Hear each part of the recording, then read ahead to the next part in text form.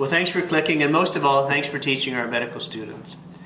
The clerkship year runs from January to December, and it consists of 9 5-week rotations. It covers all the specialties. Now, internal medicine gets 2 of those 5-week blocks, one for wards or inpatient, and one for the ambulatory clinics. Our overall goal is growing independence. Students have to have the skills, knowledge, and attitudes to be a good intern in whatever specialty they choose. So in addition to having them see your patients first and independently, listening to their case presentations, reviewing their notes in the medical record, seeing how they do follow-up, asking them questions to assess their medical knowledge, we do want you to spend some time directly observing them with their patients to see if they have those skills.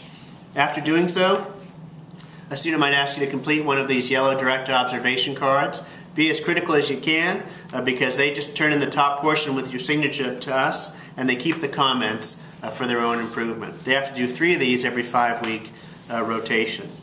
The other thing they have to do is log every patient they see, just so we can know centrally that they have seen all the core medicine problems that they need to before they move on. When they're not with you, they're going to be busy, just to let you know. Twice a week they have a 2-hour session with a teaching preceptor to go over clinical skills and cases. And then once a week they have a 90-minute interactive group session, or IGS. It's a special lecture that covers all of the core problems.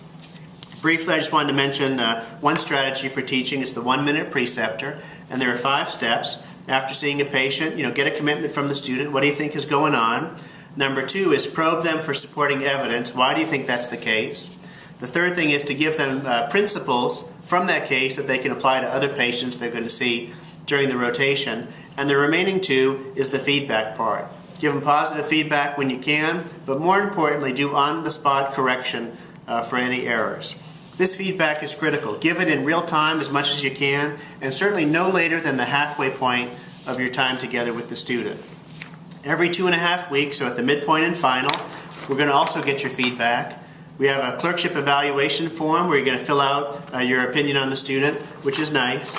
But more importantly, we want that face-to-face feedback, and we want to meet with you to get your feedback directly. A reporter is a student that can do a history and physical, chart review, and present a case orally and in writing in a nice organized soap note fashion.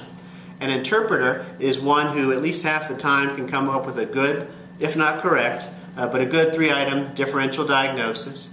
And to be a manager, we want them to do a reasonable diagnostic or therapeutic plan. Again, does not have to be correct at their level, just reasonable. And to be an educator, there's 3 ways to do that. They educate themselves with self-directed learning, educate you by providing you with some references, and educate their patients through effective counseling. We don't stop there. Certainly we get feedback from the students on you using this form, and we batch that after grades are done about 3 times a year, and we'll get that to you. Stay in touch, and again, thanks for teaching.